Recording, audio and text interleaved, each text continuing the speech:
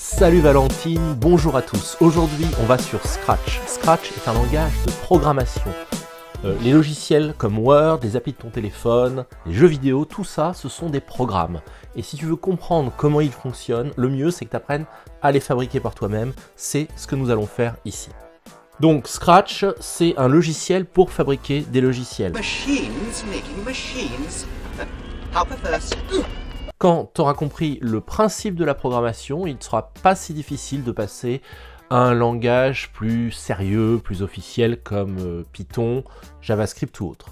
Alors, tu vas sur Google, tu tapes Scratch et le premier site qui apparaît est le bon. Scratch s'utilise normalement en ligne. Mais tu peux avoir besoin, si ta connexion internet est comme la mienne un petit peu limitée, si tu vis sur ton île ou dans ta cambrousse, tu peux avoir besoin de le télécharger une bonne fois pour toutes. Et les versions téléchargées sont un petit peu cachées sur le site. Il faut descendre et aller ici. Là, je vais prendre la version en ligne, donc je clique sur créer ou sur commencer à créer. Ça revient exactement au même. On va d'abord préparer le terrain en simplifiant le plus possible. Bon, déjà, on met Scratch en français. Ensuite, on va fermer les tutoriels. Je trouve que les tutos de Scratch partent un petit peu dans tous les sens. Le but, si tu veux, c'est que tu apprennes à programmer et tu comprendras beaucoup plus vite en quoi ça consiste si tu te concentres sur l'essentiel. D'ailleurs, symboliquement, on va éliminer le chat et le remplacer par un personnage plus sobre, plus simple, la flèche. Alors certaines personnes se plaignent que j'élimine le chat, ne t'inquiète pas, le chat reste disponible, tu pourras le récupérer quand tu voudras. De toute façon, il fait à peu près la même chose que la flèche, sauf qu'en plus il fait miaou. Bon, la flèche prend un petit peu trop de place, on va mettre sa taille à 70%, et je vais même pousser le minimalisme jusqu'à la mettre en noir. Donc on sélectionne la flèche, c'est dans costume, on sélectionne la flèche et on met la luminosité à 0. Et surtout après tu reviens sur code, parce que c'est dans code, là-dedans, qu'il y a ce qui nous intéresse. Coder, c'est un autre mot pour dire programmer. Et contrairement à ce que tu pourrais croire, ce qui est vraiment amusant n'est pas du tout dans costume, dans son ou dans arrière-plan. Ce qui est amusant, c'est dans code. Ce qui est amusant, c'est de fabriquer directement un programme. Another fun thing about Windows 3.1 is that it makes it possible for me to do fun Windows programming. I wanted to make something that was fun for myself and my sister. The programming was kind of fun, Donc tu peux voir la flèche comme un robot qui va obéir à tes ordres, et justement les ordres que tu peux lui donner sont sur la gauche ici. Il y en a beaucoup, je dirais même qu'il y en a trop. C'est comme si on jouait au Lego. Le but, c'est pas d'avoir le plus de Lego possible. Le but, c'est d'arriver à partir de quelques types de briques à fabriquer tout ce que tu as envie de fabriquer. Ici, c'est pareil. On va se concentrer juste sur quelques ordres. Les ordres en programmation s'appellent des instructions. Ce sont nos briques de Lego. Voyons d'abord les instructions de mouvement. Si tu cliques sur avancer de 10 pas, par exemple, la flèche qui est là va à chaque fois avancer de 10 pas, c'est-à-dire en fait de 10 pixels. Tu peux aussi la faire tourner dans un sens de 15 degrés et aussi dans l'autre sens. Ces instructions, tu peux les déplacer sur la partie centrale, qui va être disons ton plan de travail. Tu peux modifier leurs paramètres, le nombre de pas, le nombre de degrés. Au lieu d'avancer de 10 pas, par exemple, on va à chaque fois avancer de 50 pas. Au lieu de tourner de 15 degrés, on va tourner de 90 degrés. Pour changer le nombre, tu cliques deux fois, tu fais un double clic. On aura aussi peut-être besoin de remettre la flèche dans la direction initiale, s'orienter à 90 degrés. Si tu cliques là, elle se remet à l'est, 90 degrés par rapport au nord. Et de la faire revenir au centre de l'écran dans Aller à. Donc Aller à, double clic, 0. Double clic, 0. Si je clique ici, en fait ce sont des coordonnées, 0, 0 c'est le centre de l'écran. Si je clique ici, elle revient au centre de l'écran. On voudrait maintenant que la flèche puisse dessiner. Alors c'est dommage, les instructions de dessin ont été retirées de cette nouvelle version de Scratch. Heureusement, on peut les rétablir. Il suffit d'aller en bas à gauche, ici, et ensuite de cliquer sur stylo. Tu peux constater alors que les instructions de dessin ont été rajoutées à la suite des instructions déjà disponibles. Si je clique sur stylo en position d'écriture, à présent, quand la flèche avance, elle laisse une trace. Et si je clique sur relever le stylo, elle laisse plus de traces. On peut aussi tout effacer. On va dessiner un carré. Alors on s'oriente comme avant. On met le stylo en position d'écriture. On avance de 50 pas. Oups, on tourne de 90 degrés. On avance de 50 pas. On tourne de 90 degrés. On avance de 50 pas. On tourne de 90 degrés. On avance de 50 pas. Et la flèche a dessiné un carré.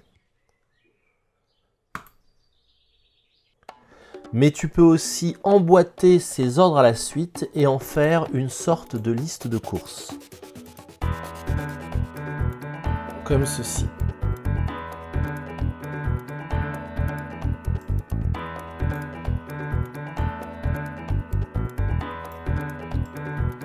Pour dupliquer un assemblage d'instructions, je fais un clic droit.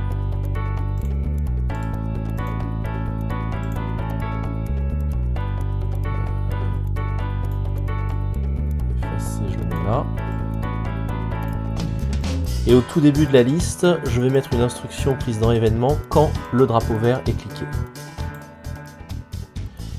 De cette façon, quand je vais cliquer sur le drapeau vert, toutes ces instructions vont être exécutées successivement et très rapidement. Allons-y, regarde bien, ça va aller très vite. Regarde ce que fait la flèche. Hop! Tu peux avoir l'impression que le carré s'est dessiné d'un coup, mais revoyons cette scène au ralenti. Quand vous voulez. Il ne fallait que 5 centièmes de seconde à Ixor pour se retrouver dans son scaphandre de combat. Revoyons la même scène, mais au ralenti.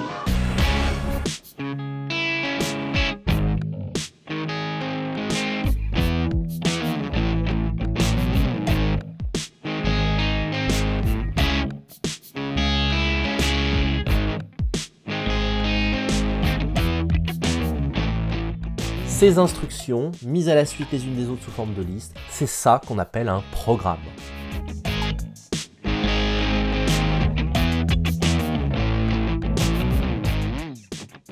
Pour faire dessiner le carré, tu remarqueras que j'ai écrit à 4 reprises les mêmes instructions.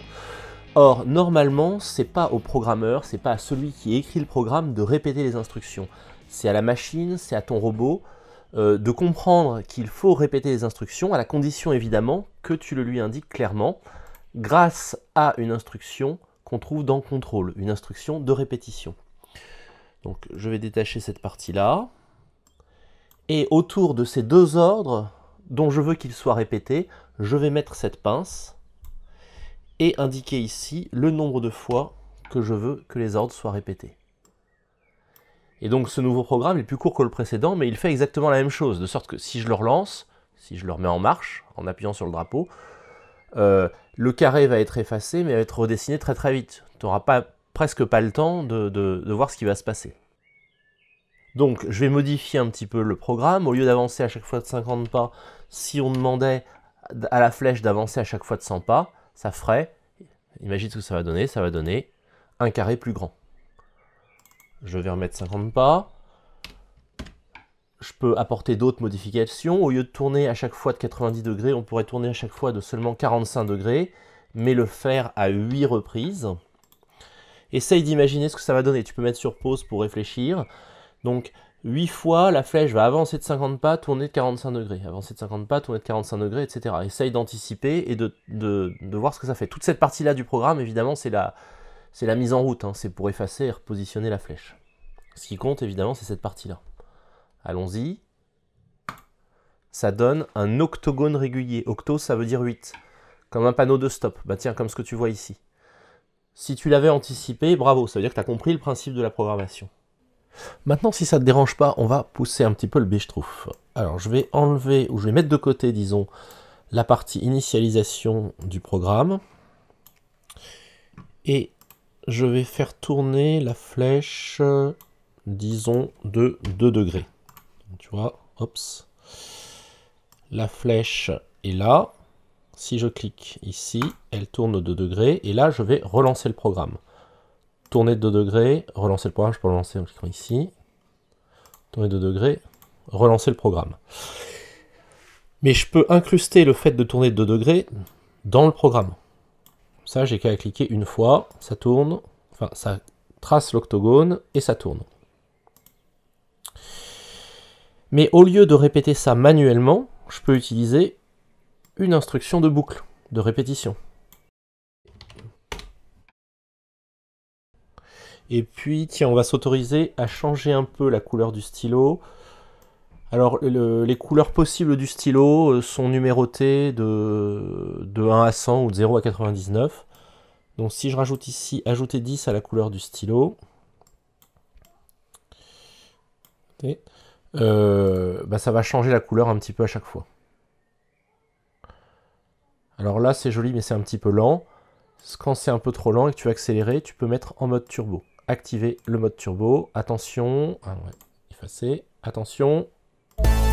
Hop. Bon, bah, c'est à toi de jouer maintenant. Tu vas te débrouiller par toi-même. Utilise seulement les instructions que nous avons vues, mais avec, fais tout ce que tu voudras. Reste simple, mais amuse-toi librement.